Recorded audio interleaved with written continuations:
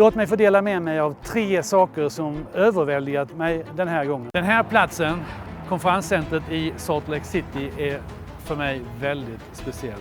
Jag minns speciellt första gången jag besökte generalkonferensen då tusentals personer samlades här utanför i väntan på att få komma in. Det var en mäktig känsla av att alla ville gott. En genuin människa med ett stort hjärta och fantastisk förmåga att förklara evangeliet på ett klart och tydligt sätt.